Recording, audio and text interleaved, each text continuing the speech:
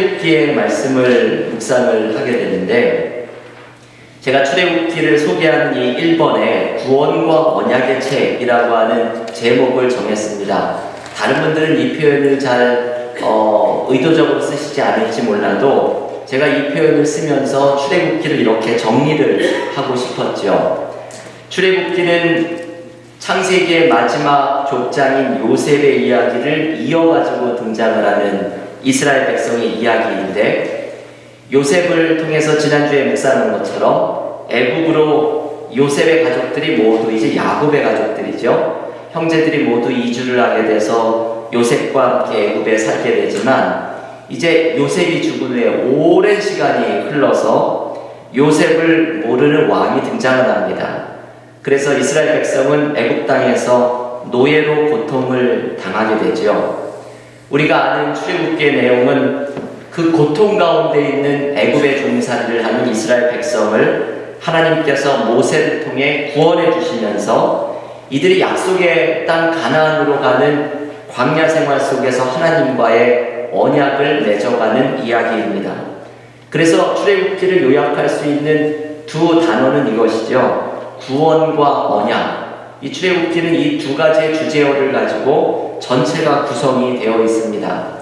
먼저 구원이라고 하는 의미는 어떤 이야기를 생각해 볼 수 있는가 하면, 많은 분들은 출애굽기를 모델 이야기라고 생각합니다. 이게 몇천 년 전에 일어났던 우리와는 동떨어진 사건의 이야기가 아니라 하나의 구원의 모델을 제시해 주는 이야기가 출애굽기에 소개가 되어 있다는 것이죠. 가장 분명한 그 모습을 살펴볼 수 있는 게 하나님과 바로의 대결입니다. 모세를 통해서 하나님께서 애굽 왕 바로에게 10가지의 재앙을 내리시는데, 이 하나님과 바로가 대결을 하는 이 대목은 우리의 삶 속에서도 현실에서 그 억압과 고통 가운데 신음하고 있을 때 하나님께서 내 삶에 이루어 주실 구원을 우리도 소망하도록 만듭니다. 그래서 출애굽기에서 모세가 바로왕에게 전한 반복된 메시지 중에 하나가 이것이었죠. 내 백성을 보내라. 저는 대학 다닐 때 그 데모를 하는 분들이 이거를 이렇게 플랜카드로 만들어가지고 걸어놓은 걸 많이 봤거든요. 내 백성을 보내라. 이게 누구를 보내라는 건지 모르겠지만, 여기에 담겨있는 그 해방의 메시지, 이것을 붙잡고 현실에서 경험하는 억압과 압제와 고통을 이겨내려고 하는 모습을 가졌던 것이죠. 출애굽기의 메시지를 사람들이 너무나 사랑하고 출애굽기를 즐겨 읽는 이유는 바로 이 메시지 때문입니다. 우리가 아무리 힘들고 어려운 상황 속에 있을지라도 하나님께서 나의 고통 속에 신음하는 사람들에게 하나님의 소망의 구원의 메시지를 주실 것이라는 이 메시지가 바로 출애굽기를 우리에게 이렇게 사랑받게 만든 책이 되는 것이죠.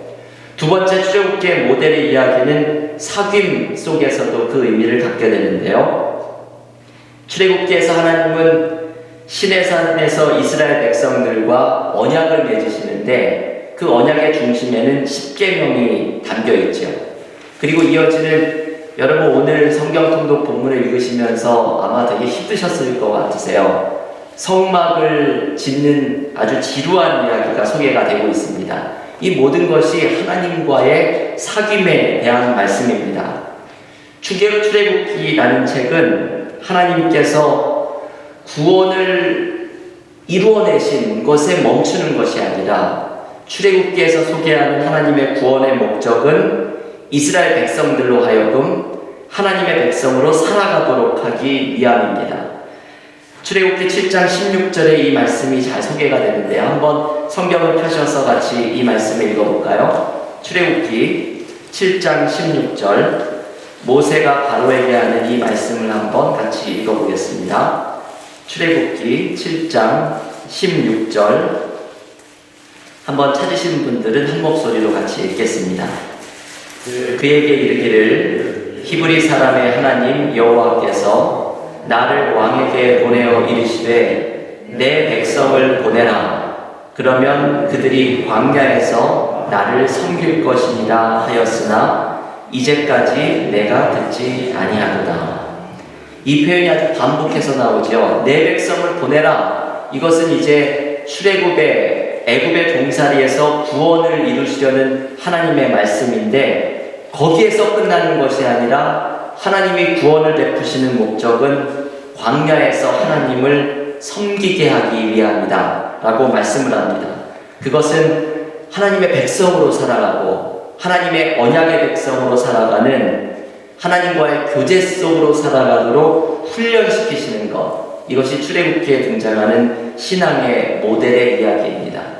바로 이 두 단어, 구원이라고 하는 것, 그리고 언약에 담겨있는 하나님과의 사귐, 이 두 주제를 가지고 출애굽기 전체가 구성이 되어 있죠. 이 두 주제를 가지고 출애굽기가 어떻게 나누어지는지 두 번째 출애굽기의 구조를 잠깐 말씀드리겠습니다. 출애굽기는 이 두 개의 키워드를 중심으로 세 개의 부분으로 나눌 수가 있는데요. 여러분들께서 주석 같은 곳을 보면 굉장히 복잡하게 출애굽기의 내용을 나누어져 있는 책들을 보게 되죠. 저는 이렇게 단순하게 한번 나눠보았습니다. 첫 번째, 출애굽기 1장부터 15장 21절까지 홍해를 건너서 미리암이 홍해를 건넌 그 구원을 찬양하는 그 대목까지가 바로 애굽으로부터의 구원, 영어로 엑소더스라고 이름을 지을 수가 있죠. 첫 번째는 15장까지의 구원의 이야기입니다. 여기에는 자세한 내용들을 잘 아시죠. 하나님이 모세를 부르시고 10가지의 재앙이 일어나고 홍해의 기적이 등장을 하는 내용들이 이 15장까지 아마 출애굽기에서 가장 흥미진진한 이야기가 등장하는 부분입니다. 두 번째 부분은 15장 22절, 그 마라의 쓴물을 경험하면서 불평하는 그 이야기부터 시작하면서 18장까지 광야 생활의 몇 가지 에피소드들이 등장을 합니다. 이 이야기들 속에서 하나님께서 이 출애굽한 백성들을 어떻게 하나님을 신뢰하는 것을 가르쳐주는지의 이야기가 소개가 되고 있죠. 마지막으로 긴 부분이 19장부터 40장까지, 이 부분은 시내산에서의 언약 부분인데요. 여러분 출애굽기 19장 1절을 보면은 시내 광야에 멈춰서는 이야기가 등장을 하는데, 이렇게 출애굽기 19장 1절에서 멈춰섰던 이스라엘 백성들은 레위기 전체 그리고 민수기 10장 10절까지 같은 장소에 머물러 있습니다. 이 기간은 대략 1년 정도라고 사람들은 생각하는데요. 이 1년 동안 하나님을 만나고 하나님이 언약을 주시고 하나님과의 언약 백성으로 세워지는 기간이 바로 이 시내산, 시내 광야에서 머무르는 기간입니다. 이 출애굽기 19장부터 40장에 등장하는 내용들은 10계명을 비롯한 율법들이 먼저 19장에서 24장까지 등장하고, 그리고 교우들께서 읽으시면서 제일 힘드셨을 성막과 제사장의 옷을 짓는 하나님의 이 인스트럭션, 어떻게 지어라 라는 소개가 있고, 그대로 모세가 이것을 완성하는 이야기가 40장까지 펼쳐집니다. 그리고 그 중간에 껴있는 금송아지 사건 이야기가 등장하죠. 지금 제가 아주 간략하게 말씀드린 이 내용이 출애굽기 40장을 세 부분으로 나누어서 구원, 광야 생활, 시내 광야에 머무르는 사건, 이 세 부분으로 나누어서 출애굽기를 세분화할 수 있는 내용입니다. 그러면 제가 이 출애굽기의 메시지를 6가지를 한번 정리해 보았는데요. 물론 더 많이 있죠. 우리가 수요 찬양 예배에서 자세한 이야기를 나누다 보면 너무나 시간이 길어질 것 같아서 앞으로 이 책을 정리하면서 메시지를 좀 제가 요약해서 정리를 하려고 합니다. 출애굽기의 메시지 6가지, 첫 번째는 구원이죠. 제가 이 두 자로 된 제목들을 정하느냐고 또 머리를 많이 썼습니다. 출애굽기의 첫 번째 메시지는 구원이죠. 이게 출애굽기의 가장 중요한 메시지입니다. 하나님이 우리를 구원하신다. 사실 이것 하나만 들어도 출애굽기는 이것 자체로 읽을 가치가 충분하죠. 출애굽기에서 하나님께서는 구원의 역사를 시작하시는데, 놀라운 것은 여러분, 하나님이 이루시는 구원의 역사는 하나님 편에서 시작되지 않습니다. 모세를 통해서 시작되지도 않습니다. 출애굽기에서 가르쳐주는 중요한 메시지는 하나님의 구원의 역사는 사람들의 부르짖음으로부터 시작된다고 알려줍니다. 여러분, 출애굽기 2장 말씀을 같이 읽어볼 텐데요. 출애굽기 2장 23절부터 25절까지는 한번 같이 읽어보겠습니다. 이 초반에 등장하는 이 말씀이 출애굽기에서 아주 굉장히 중요한 메시지이죠. 출애굽기 2장 23절에서 25절까지 한 목소리로 읽겠습니다. 여러 해 후에 애굽 왕은 죽었고 이스라엘 자손은 고된 노동으로 말미암아 탄식하며 부르짖으니 그 고된 노동으로 말미암아 부르짖는 소리가 하나님께 상달된지라. 하나님이 그들의 고통 소리를 들으시고 하나님이 아브라함과 이삭과 야곱에게 세운 그의 언약을 기억하사 하나님이 이스라엘 자손을 돌보셨고 하나님이 그들을 기억하셨더라. 네. 여러분, 이 말씀의 내용은 아주 분명하죠. 이스라엘은 고통 중에 하나님께 부르짖고 하나님은 그 고통의 소리를 들으시며 이스라엘 백성에게 이 족장들에게 주셨던 언약을 기억하시고 하나님이 약속을 기억해내시는 게 참 중요하죠. 그래서 하나님의 백성을 돌보십니다. 이 모든 것의 시작은 이스라엘 백성들이 고통 가운데 하나님께 외친 부르짖음으로부터 시작이 되었죠. 출애굽기의 구원의 역사는 하나님께서 우리의 고통의 소리를 들으신다고 하는 이 이야기로부터 시작을 합니다. 오늘 이 수요 찬양 예배에서 교우들께서 하나님께 나의 고통의 문제를 부르짖을 때에 새벽마다 새벽 기도에 나오셔서 하나님 앞에 눈물로 부르짖을 때에 하나님께서는 이 출애굽기를 통해서 가르쳐 주시기를 하나님이 그 고통의 부르짖음을 들어주실 것이다 말씀합니다. 우리의 고통을 들으시고 구원해 주시는 하나님의 이 구원의 역사를 경험하는 축복이 우리에게 있기를 기원합니다. 두 번째 메시지는 소명인데요. 이 소명은 모세를 불러서 하나님의 구원의 역사를 이루어 가시는 이야기이지요. 이스라엘의 고통의 부르짖음을 들으시고서 하나님께서 하신 것은 바로 모세라는 사람을 세운 것입니다. 출애굽기를 재미있게 읽어가는 방법 중에 하나는 모세라는 사람이 어떤 역할을 하는지를 찾아보는 게 또 출애굽기를 읽을 수 있는 방법 중에 하나인데요.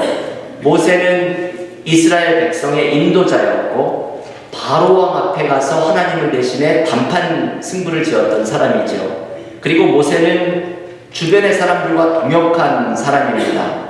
이 모세의 동역의 이야기를 잘 살펴볼 수 있는 게 출애굽기 18장에 장인인 이드로가 와서 야, 너 일이 너무 많다. 좀 사람들과 일을 나누어라 하면서 1000명 단위, 100명 단위, 10명 단위로 그룹을 나누어서 각각의 그룹의 지도자를 세우죠. 모세는 자기가 가진 권위와 힘을 사람들에게 나누면서 함께 동역하는 모습을 보여줍니다. 이게 또 모세가 보여준 아주 중요한 리더십의 모습이죠. 모세는 또한 율법의 해석자였고 이 출애굽기 20장에 등장하는 이 말씀인데 이스라엘 백성들이 모세에게 하나님이 우리에게 직접 말씀하게 하지 마십시오. 그러면 우리가 죽을지도 모릅니다.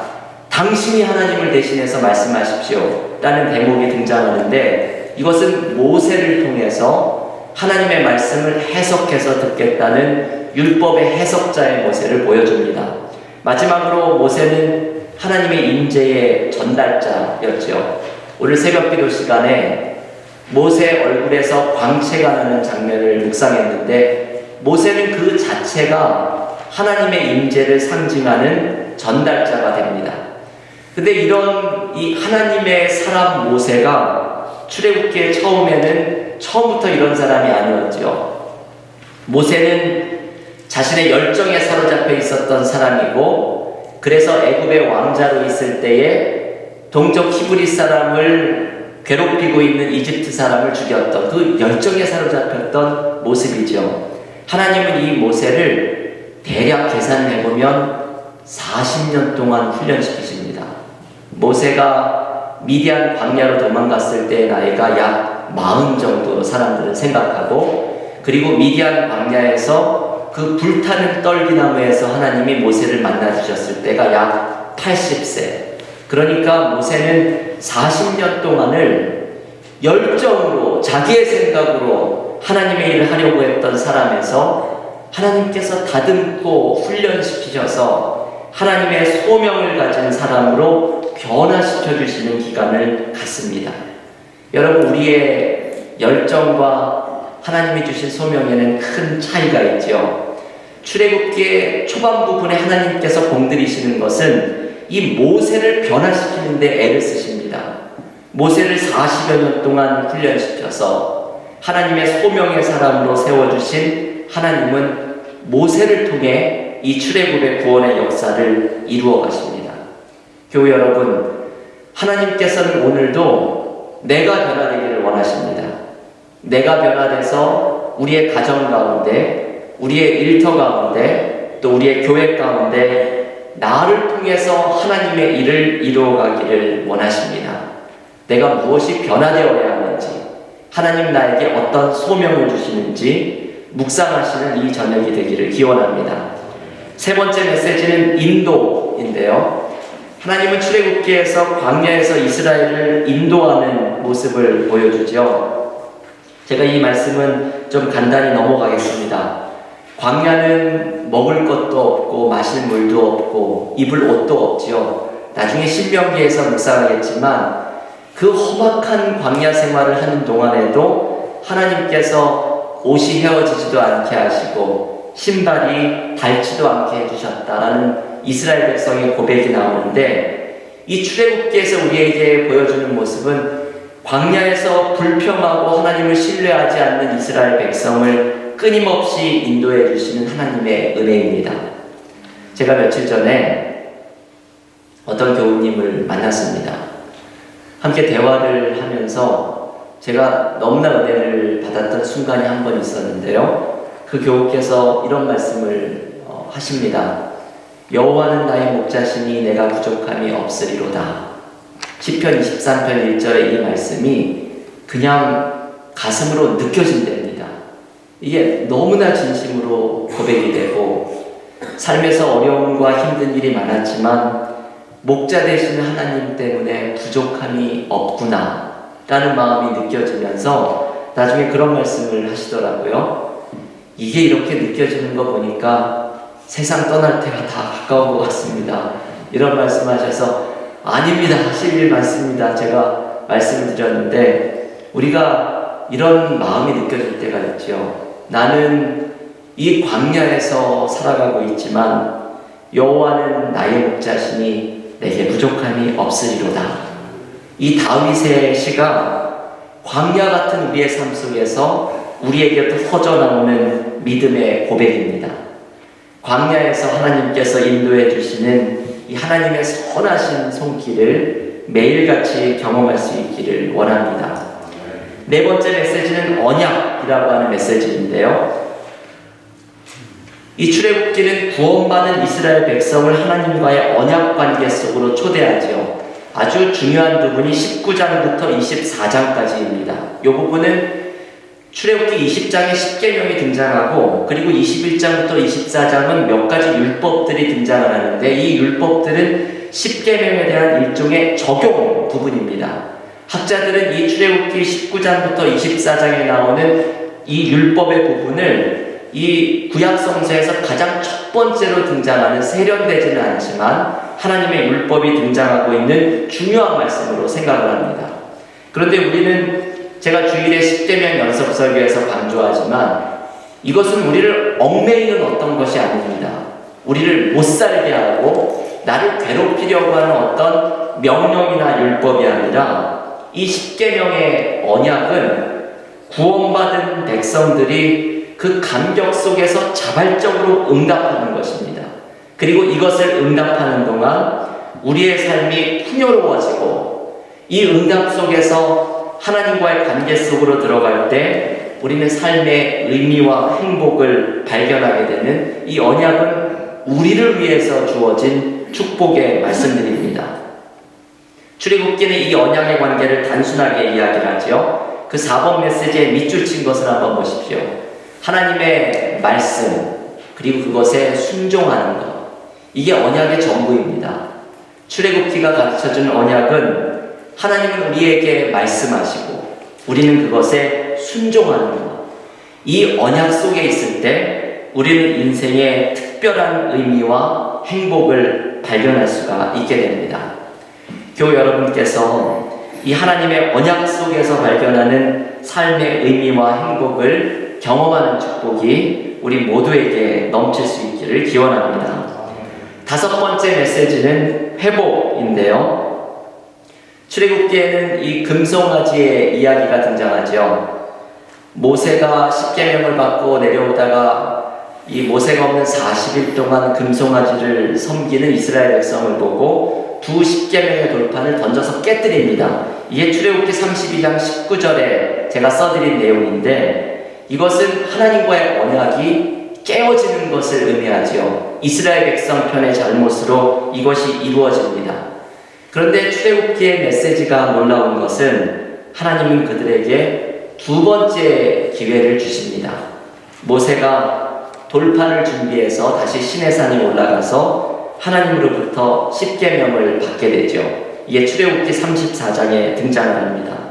이 말씀은 우리에게 참 중요한 메시지를 가르쳐 줍니다.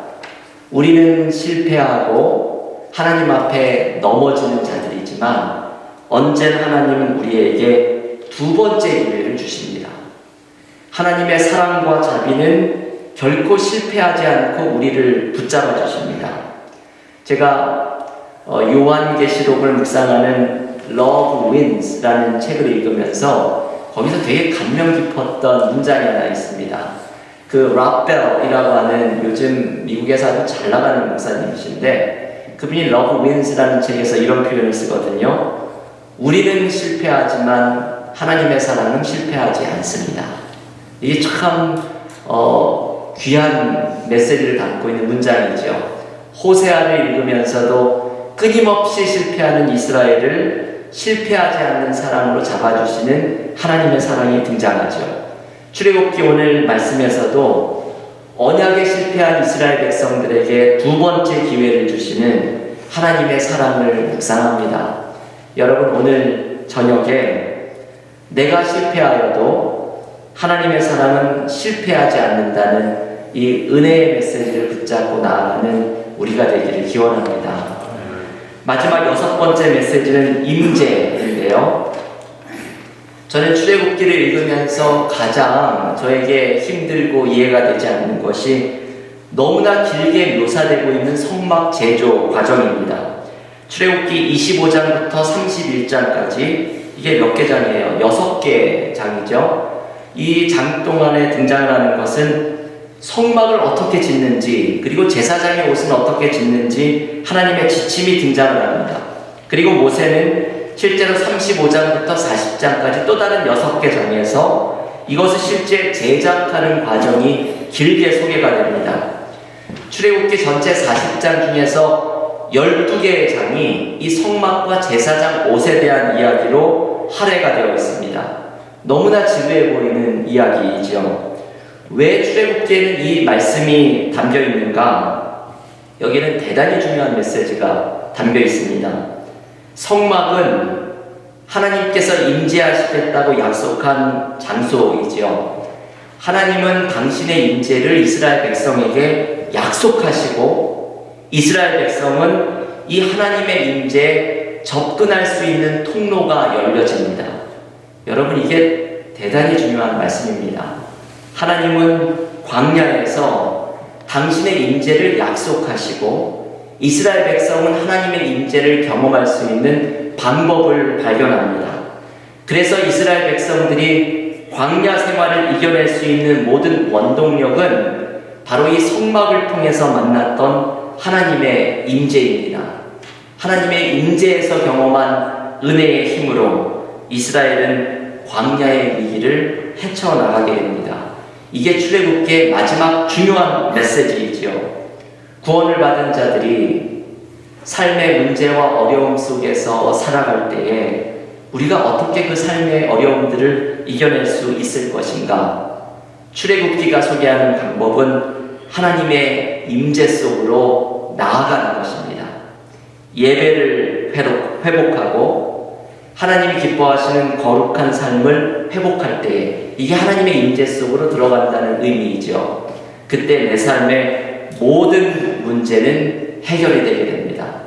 바로 이 메시지, 예배의 회복, 거룩한 삶의 회복, 이것이 바로 이어지게 되는 레위기라는 책의 중심 주제가 됩니다.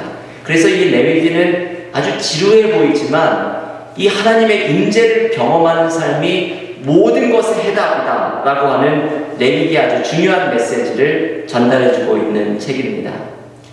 오늘 마지막으로 함께 읽어볼 말씀은 이 하나님의 임재를 약속한 이 대목이 실제로 경험되고 있는 출애굽기 40장의 마지막 말씀을 읽어볼까 하는데요.